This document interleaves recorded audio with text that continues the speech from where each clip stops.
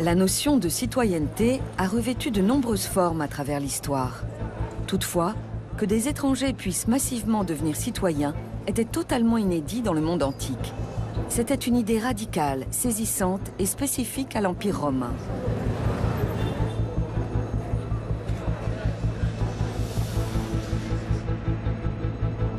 Pour savoir ce que signifiait être romain à des milliers de kilomètres de Rome, me voici en Algérie, alors située à l'extrémité sud de l'Empire.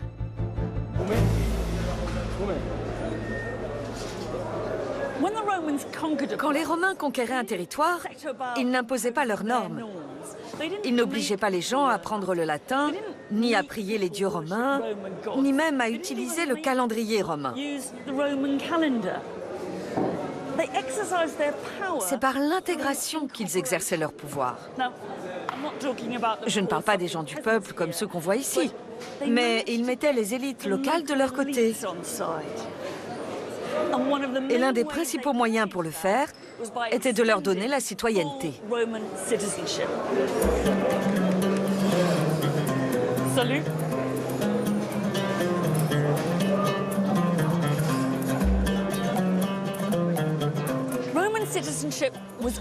La citoyenneté romaine était offerte.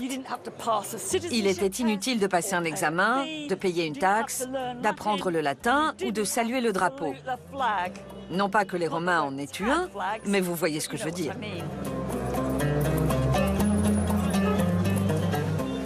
Pourquoi aurait-on voulu être romain? Parce que cela donnait toutes sortes de droits. Le droit de signer des contrats, de se marier, mais aussi de ne pas être crucifié. Mais je pense que ce n'est pas cela qui motivait les gens. L'important, c'est que la citoyenneté ouvrait des opportunités à Rome même. C'est un peu comme le rêve américain. Beaucoup de gens échouent, mais c'est le rêve qui compte.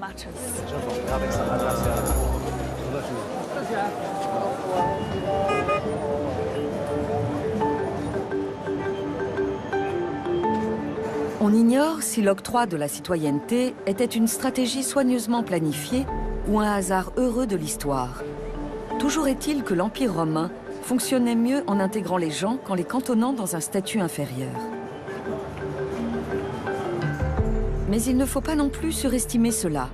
Je parie que beaucoup d'Algériens n'avaient pas très envie de devenir romains ou que cela les laissait indifférents.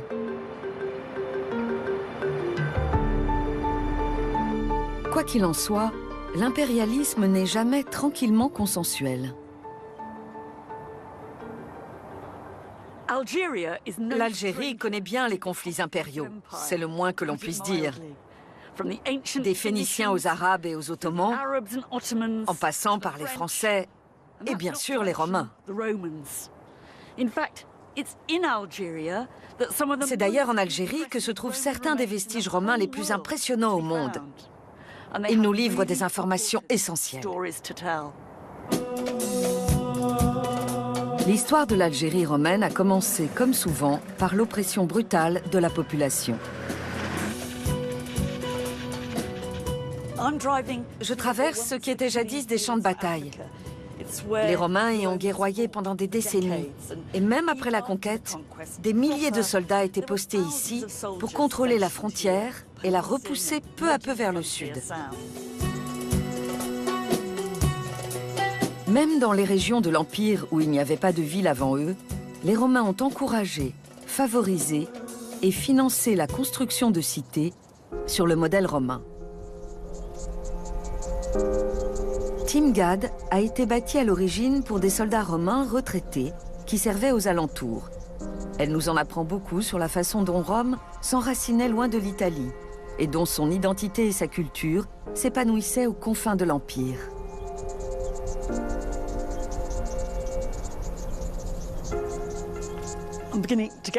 Je commence à me repérer. Ceci devait être l'une des principales portes de la ville.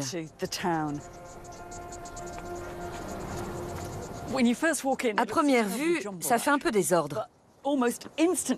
Mais on atteint très vite une autre rue pavée, tracée selon un plan en damier. Ce site est sans doute l'un des meilleurs exemples de l'urbanisme romain qui nous soit parvenu. Une démonstration des standards romains au milieu du désert. Il n'est donc pas très difficile pour moi de m'orienter. Ici, c'est une petite maison avec une porte magnifique.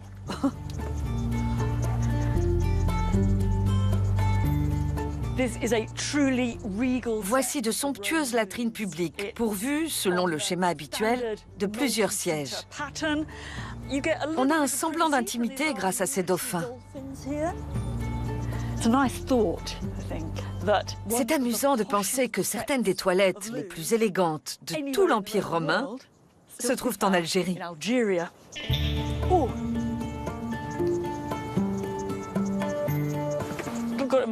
Je m'approche maintenant d'un bâtiment assez imposant, avec une série de colonnes.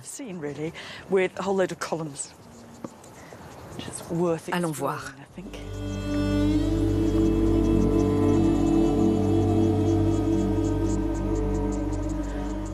Il y a une belle cour d'entrée.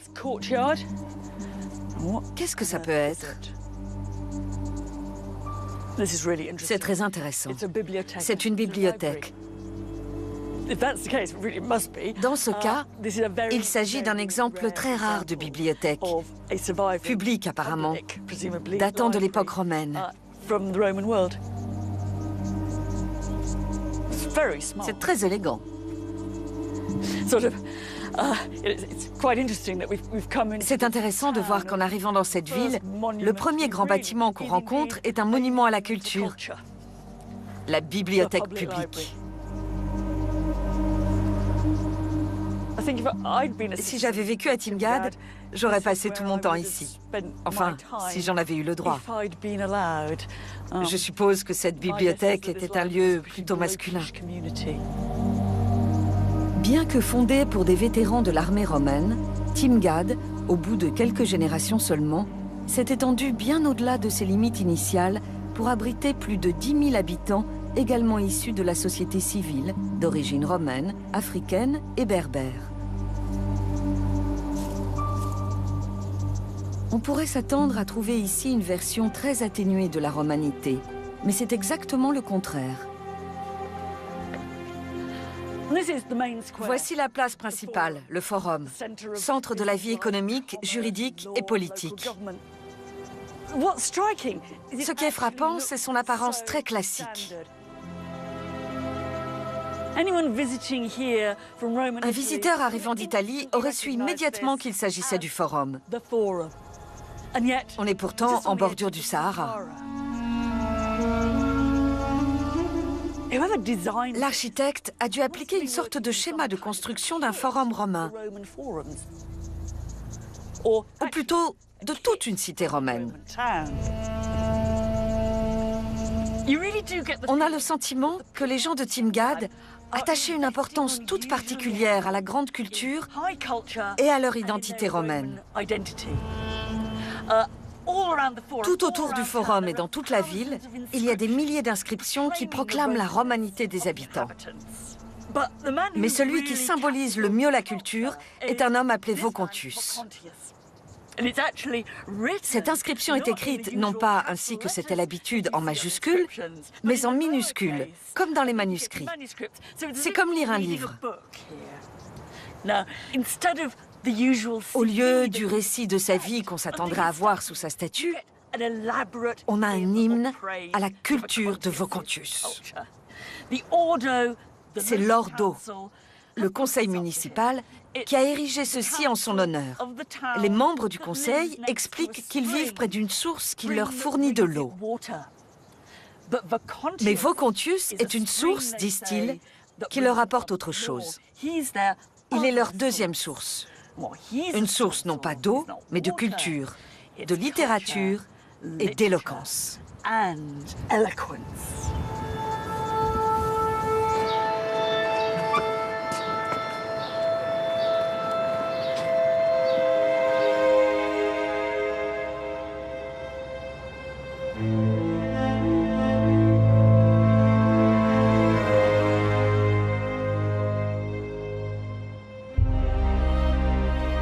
Ici, aux confins de l'Empire, les habitants de Timgad avaient à cœur de montrer qu'ils étaient romains.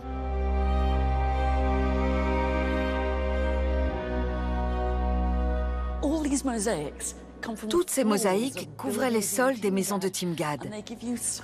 Elles donnent une idée des couleurs d'origine et aussi de leur richesse.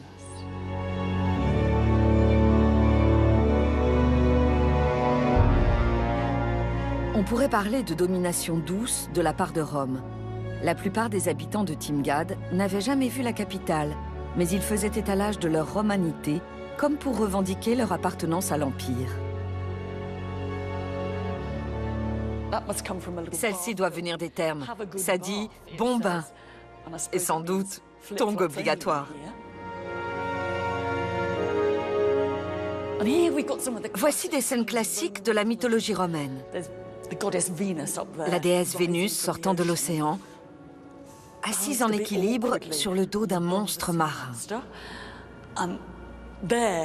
Et Neptune, avec son trident, le dieu de la mer.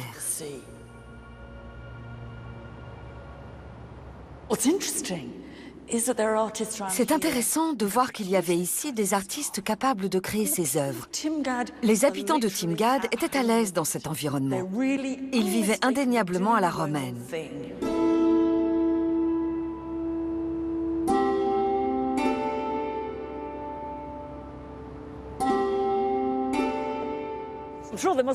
Même s'il y avait sûrement des frictions, Timgad donne l'impression d'une petite ville heureuse.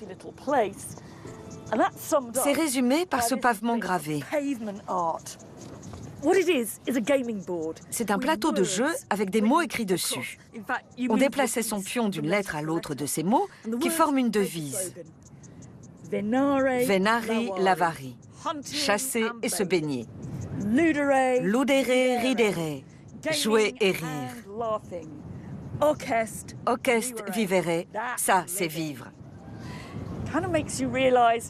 Cela montre le chemin parcouru par cette ville et ses habitants. C'était au départ un groupe d'anciens soldats. Quelques générations plus tard, ils ne se contentent pas de chasser et de se baigner. Ils fréquentent assidûment la bibliothèque et ont d'élégantes latrines publiques avec des accoudoirs en forme de dauphin.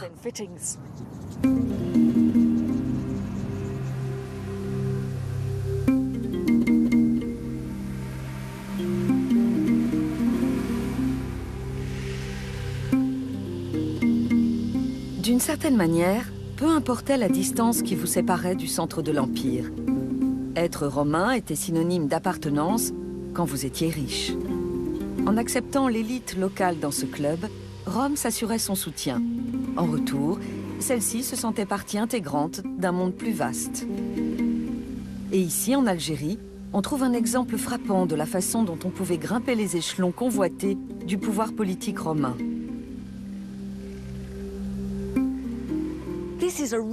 Ceci est un fier témoignage de réussite. Un mémorial destiné à montrer jusqu'où on pouvait aller, même en ayant grandi aux frontières de l'Empire, dans ce qui est aujourd'hui l'Algérie rurale.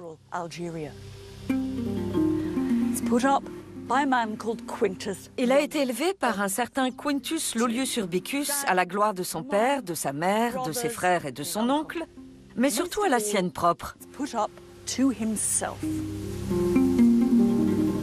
On sait peu de choses sur les origines d'Urbicus, s'il était d'extraction romaine ou berbère, ou peut-être les deux.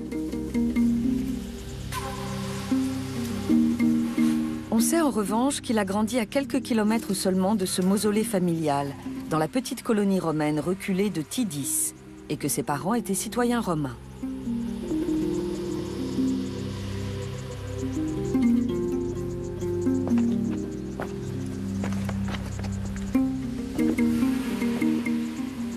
On voit que c'est romain à cause de tous ces phallus scellés.